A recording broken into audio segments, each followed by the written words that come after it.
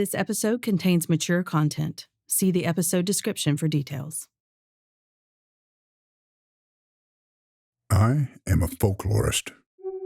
Recently in my career, I've become intrigued by stories of large spectral dogs that appear to certain individuals, often serving as a portent of disaster.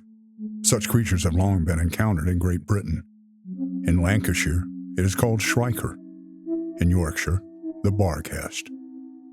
No matter the name, these apparitions often herald a kind of spiritual crisis, as though they are drawn exclusively to the lost and the damned. Spoken Signal Audio Drama presents Black Dog Anthology by Robert Arnold. Episode 6, Overnight Crossing.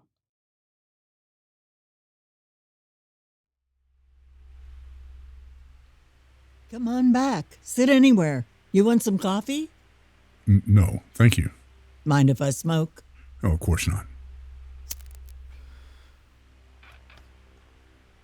Really, sit anywhere. Just move that stuff. Thank you.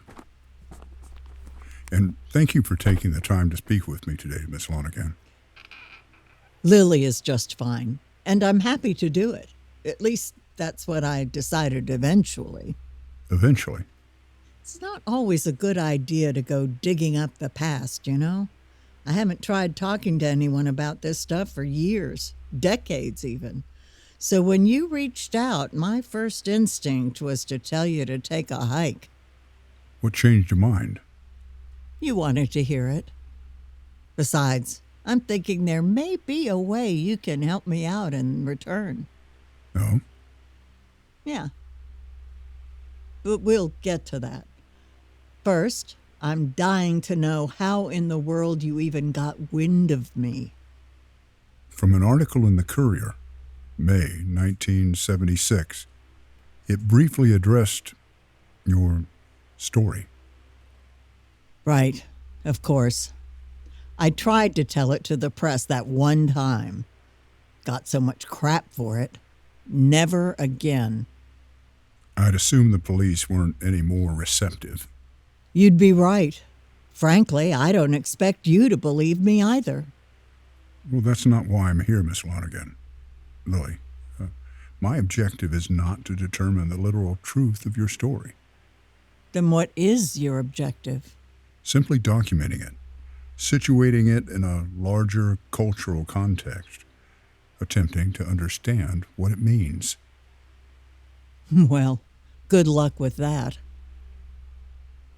Why don't we start with that first phone call back in 1976? April, was it? It was. What do you want to know? The whole story, in your own words. Do you mind if I record? No problem. As you can imagine, I'm pretty comfortable around microphones. All right. Will you start with your name, please? My name is Lily Lonergan, but back then I was Lilith Lodestar. I was the overnight DJ for KNBQ FM, taking requests, sending out dedications, chatting with insomniacs, nightbirds, the sleepless and the lonely. And that was Proud Giant with Find Me in the Morning, by request here on KNBQ. You're on the overnight crossing with me, Lilith Lodestar. And it's true, we have crossed over into the night, you and I. The wind in the trees, the crickets and their chorus, all signposts on our journey through the sonic landscape inside our souls. Let's tune in together, shall we? If there's a song you need to hear, a thought you need to share, or if you just need to reach out and make a connection through the dark, across the miles, give me a call. 727-8000. I'm at the phone and ready to hear from my fellow travelers. Next up, we've got a dedication from Dan. I guess the truth, Lilith, is that I'm in love, but I don't know how to say it. Can you play something for Erica? Something that will help me express how I feel? So, going out from Dan to his no longer so secret love, Erica, here's the Stereo Collective with Rainstorm. I know it sounds like a terrible gig, midnight to 6 a.m. every weeknight, but I loved it. It was an exciting time back then. They had just started letting women do what I was doing, just started to realize that it could work. After Allison Steele in New York, Maxanne Sartori in Seattle, a few others. I'd worked hard to get where I was, and I was good. Listenership was strong, so strong that the station brass really wanted to move me to an earlier shift, prime time even. But normal hours didn't appeal to me. I liked the mystery of the night, the feeling of reaching out in the dark and seeing who I might connect with. Now, that said, you learn pretty quickly not to take calls live over the air. You never know what people are going to say. So I'd record the calls as they came in and play snippets of them to tee up the requests. That's what I was doing when I first talked to him. Welcome, fellow traveler. You're on the overnight crossing with Lilith Lodestar. What's your name? And, more importantly, what's in your heart tonight? Oh, wow. Am I on the air? Not yet, darling, but you may be in a minute. Who is it I've connected with this evening? This is Samantha. Well, Samantha, what can I do for you, dear? Do you think you could... Oh, hang on a minute! Do you think you could play that song, Turntables? Gary Carver, a classic. You got it, darling. And is that tune going out to anyone special tonight? Yeah, my boyfriend Frank. Actually, that's him in the car. Sounds like old Frank can't wait to have you back by his side. He didn't want to pull over. I didn't tell him who I was calling. It's a surprise. And where are you two young lovers headed on this fine spring night? We're just out. We can't go to his place because... Frank? Hang on. Sorry. Frank! Frank! Everything all right, Samantha? Yeah, but I don't know. I can't see him. What do you mean, darling? Frank! Frank! Where did you go? Did you get out of the car? Frank! Seriously, what the hell? Well, I've got your song all queued up, Samantha. Thanks for reaching out. Oh, Frank! Jesus, you scared me. I thought... Wait a minute. Who? Samantha? Stay back. Stay away from me or I'll... Samantha? Samantha? Talk to me, kiddo. Is everything all right over there? Samantha? Samantha? Hello? Hello?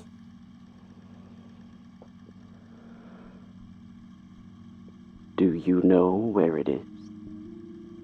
Hello? Hello? Who is this? If you know, you have to tell me. Listen, there was a young woman on the line just now. Did something happen? Is she all right? Where is it? I'm sorry, I don't know what you mean. This is a radio station, KNBQ. The woman who called in. Did something happen? Is she hurt? I asked you a question. Tell me where you are and I'll send help. Where is it? Please, just tell me. Where is the dog?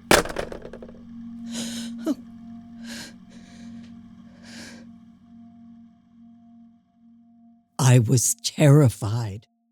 I called the police, but I couldn't tell them much. I didn't know where the call had come from or what exactly had happened. I offered them the tape, but they didn't want it. Told me it was probably a prank, but they said they'd keep an eye out. A jogger found them the next morning on the side of the highway. Samantha Bennett and Franklin Mears. Their throats were cut, sliced clean open.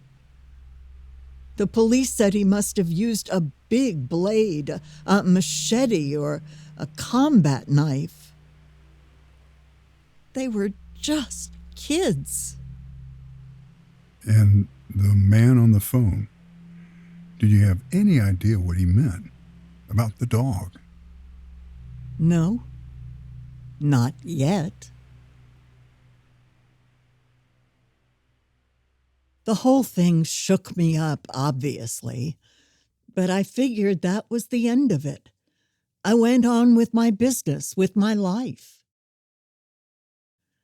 The next call came in about 3 weeks later. Hey there. You're on the overnight crossing with Lilith Lodestar.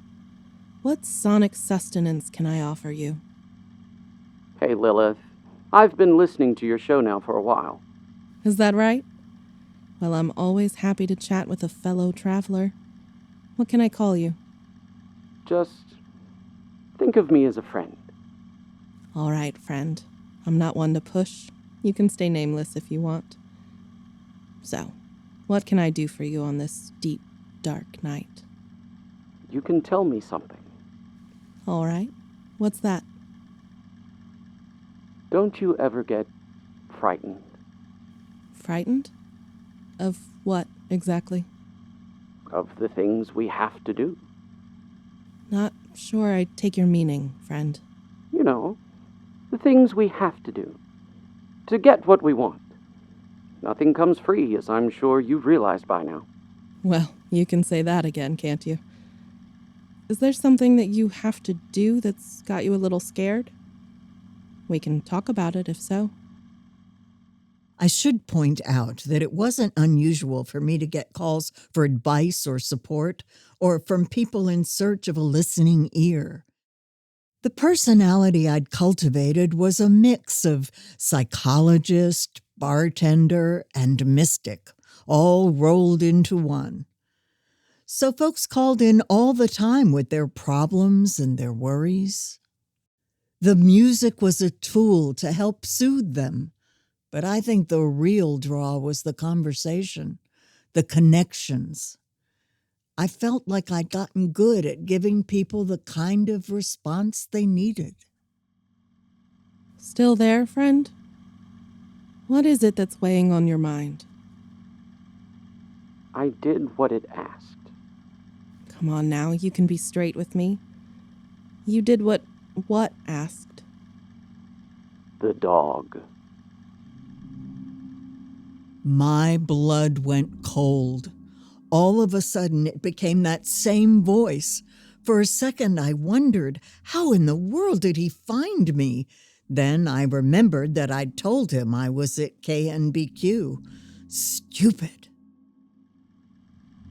Is this the same person I talked to a few weeks ago? I know you know where it is. Look, I don't know anything, all right? I mean it. That's not true. Yes, it is. I promise. Because I've been listening to you ever since the night we talked. And I've come to realize you are the harbinger. No, whatever you may think. You are. You must be. It's so clear to me now. And that means you're the one who can tell me where it is, how to find it again. Listen, I'm sorry, friend, but you're confused. I can't help you. What makes you think I can? Like I said, I've been listening to you, to the things you say. You talk about the journey, about the crossing, so I know it is familiar to you. Look, mister, this is my gig, okay? I'm just trying to get people through the night, make them feel a little less alone. I did everything I was supposed to do. I went to the crossroads on a moonless night. That's what you're supposed to do. I said the words. The crossroads, huh? And where is that exactly? I don't know what I was doing, talking to him that way. Stalling for time, I guess, so I could think. All I knew was that as long as he was on the phone with me, he wasn't out there killing somebody else.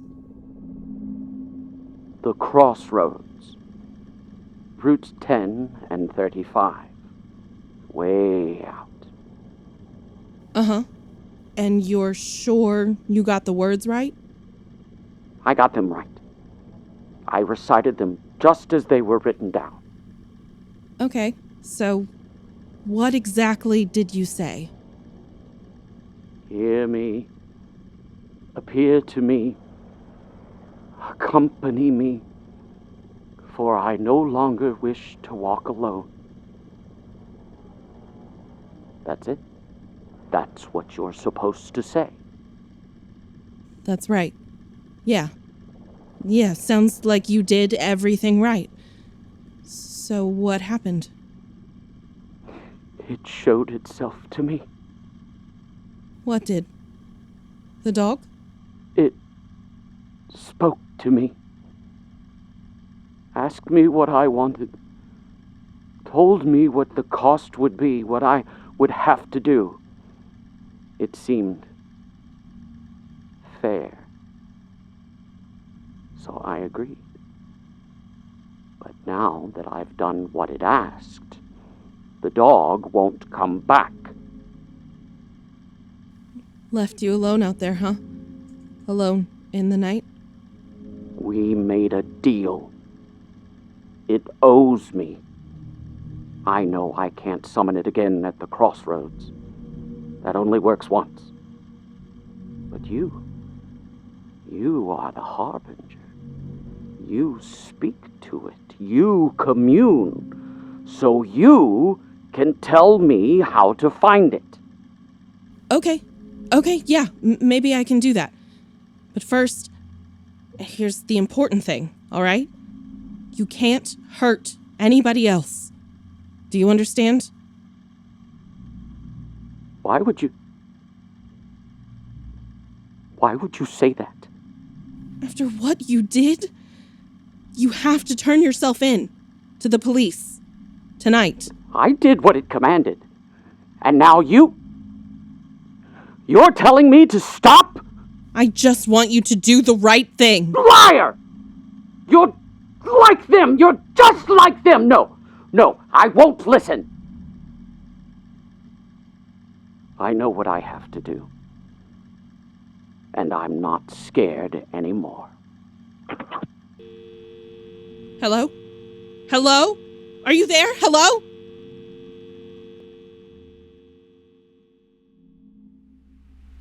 His next victim was a security guard, William Dennison, working the night shift at a lumber mill. They found him slumped over in his shack. His throat had been cut, just like the first couple. I didn't know what to do. I copied the tape for the police. This time they actually laughed at me. Told me that with my kind of show, I must have crazies calling in all night long, that it didn't mean anything. That's when I tried going to the press, and they just made me look like a kook. I guess you saw. In that same article, they talked to a psychic who claimed she had a link with the killer, said she could watch the murders through his eyes, that he was possessed by some kind of evil spirit. Idiotic. By the way, you've probably noticed that all this was happening right around the time Berkowitz was getting started up in New York. Were you following those events? Not really. We didn't know about him yet, you know. Didn't know what was going on, who he was, or why he killed. But looking back, of course, you have to wonder. So what did you do after getting slighted by the press? What could I do? I watched the papers. I bought myself some mace. But otherwise, like before, I just tried to get on with my life. And yet the murders continued. Yes. 2 more over the next month. A nightclubber and an old man out for a stroll. Part of what made these killings so baffling was that there didn't seem to be any pattern, other than the way he killed, the throat cutting. But age, gender, geography, none of that was consistent. The night is wide and inviting, it's true. But like any uncharted land, it has its share of dangers. As you know, as we all know these perilous days. So stay safe out there, fellow traveler. I'm rooting for you. That summer, I wasn't taking nearly as many calls. The lights on the switchboard had begun to unnerve me. Worse than that was the light that turned on inside the studio whenever someone pressed the button at the station's front door.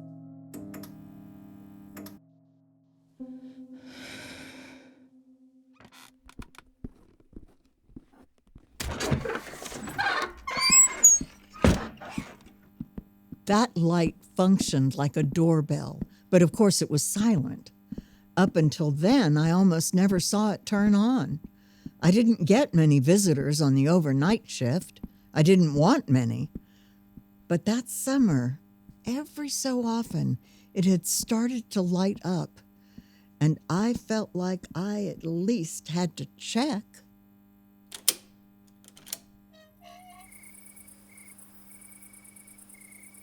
The station's front door was glass, so I could see if there was anybody outside, but there never was. Hello? Is anyone here? I know it wasn't smart to open the door. I know I should have stayed locked up inside, but I kept thinking, what if it's another Samantha, a William Dennison, somebody who needs my help? The police are just waiting to hear from me, asshole. Go ahead and try something.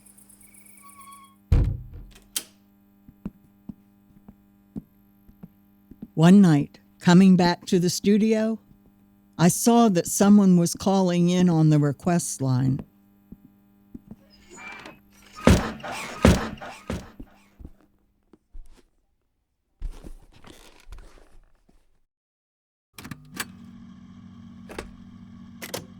Hey there, you're on the overnight crossing with Lilith Lodestar. What's your name, fellow traveler? The police won't find me. You heard that, huh? No one will find me. Because we walk a different path. You and I. One that ordinary people cannot see. They don't even realize that it's there. Yeah, that's true. It is a different path. But you know something? I've never seen you on it. I knew he had to be close by, maybe at a payphone up the road. The station had multiple phone lines, so I thought if I could keep him on the request line, I could use one of the other lines to call out for help. You are the harbinger. I have made the offerings, and now it's time. Time for you to tell me where it is. I will. Okay? I will. Just let me check something first. Hang on. No, you will tell me.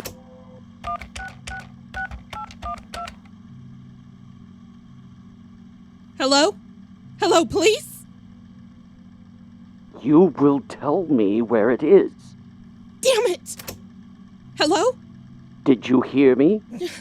Hello? I said you will tell me. Hello? One way or another. You will.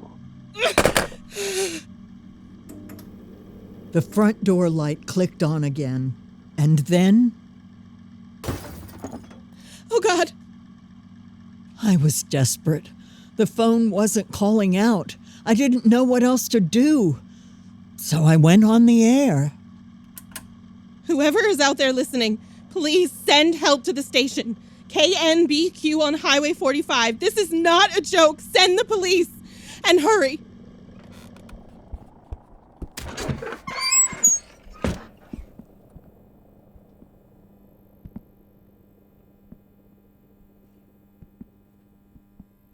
By the time I got to the front door, it was standing wide open. No. Oh, no. Where is it?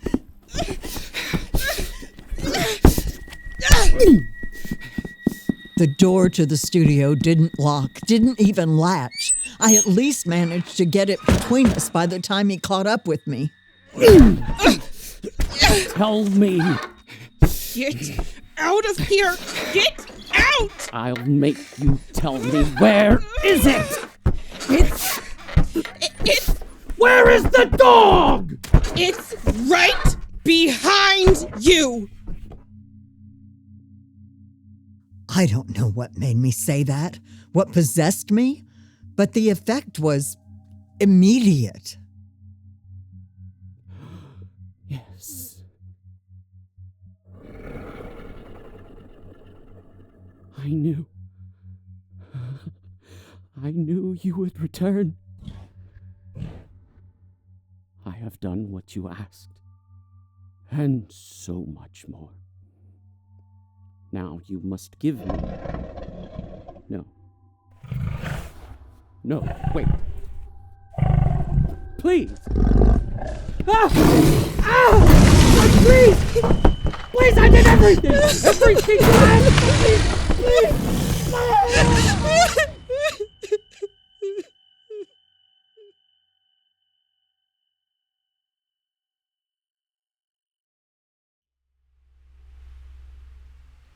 The police said it looked like an animal attack.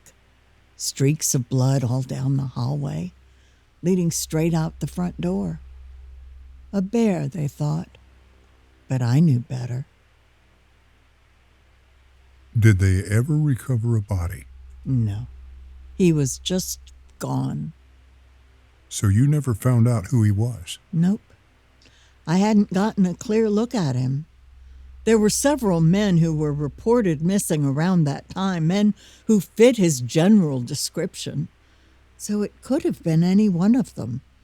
Or those could have been other victims or completely unrelated. Honestly, I don't care who he was. People like that are better forgotten. In some legends, black dogs serve as guardian figures. Did you get the sense that whatever came inside the station that night was there to protect you? No. It was just there for him. To claim him. I'm just glad I wasn't in its way. After that, I accepted the offer to move to the primetime shift. Went on to have a long and pretty successful career in radio. But I dropped the Lilith Lodestar act. All the mystical stuff, I couldn't enjoy the mystery of the night anymore. I didn't want to risk reaching out into the dark and seeing who or what I might connect with. The police never seemed interested in my tapes, so I kept them. For whatever reason, they're in that box. You're welcome to them if you want them. Thank you, Miss Lonergan. And thank you for taking the time to share your story. You got it. Now, I told you that there's something you can do for me in return. And what would that be? You know where State Routes 10 and 35 intersect? I can draw you a map. Miss Lonergan, Lily...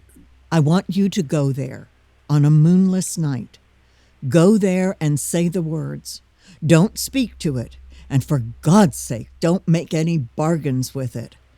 Just watch and see. Miss Lonergan, I told you I'm not interested in confirming the truth of your story. Right. which means you'll maybe have the guts to try it out. I never have myself. Instead, I've spent almost half a century wondering if I'm crazy or if something really did come inside the station that night. Honestly, I'm not sure which I'd prefer. But either way, I'd really like to know. Please.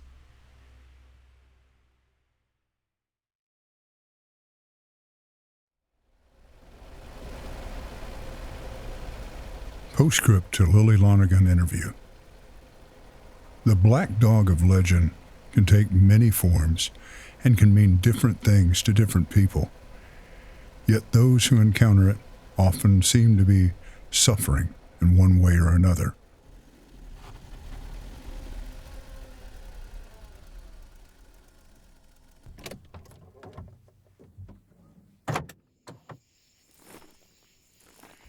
It's worth pondering whether an encounter with a black dog is simply a manifestation of that suffering, a way of marking someone for torment, confirming that their path will lead them through darker environs.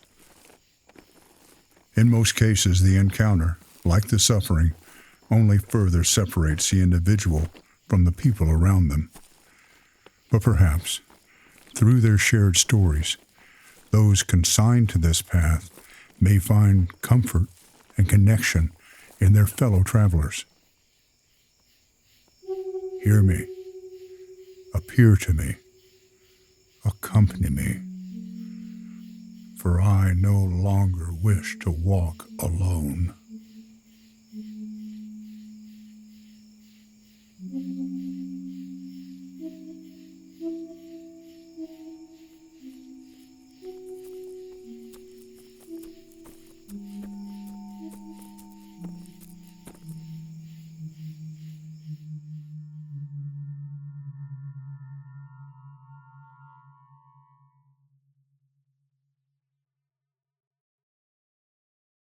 Episode 6 of Black Dog Anthology was written by Robert Arnold and featured the voices of Rodney Rastall as the Folklorist, Irene Crist as Lily, Rae Kestrel as Lilith, Keplinger as the Caller, Walter Mack as Dan, and Tanja Milojevic as Samantha. Principal dialogue recorded by Mike Wilson at Archer Recording Studio in Memphis, Tennessee. Music by Eric Jorgensen. Sound effects by Robert Arnold, with additional sounds from soundstripe.com and freesound.org. Artwork by Derrick Dent. Special thanks to Chris Jowers. Assistant directed by Karen Strawn. Produced and directed by Robert Arnold. This is your announcer, Erin Calaway. To learn more about Spoken Signal audio drama, hear our other productions, and get in touch, visit us at spokensignal.com.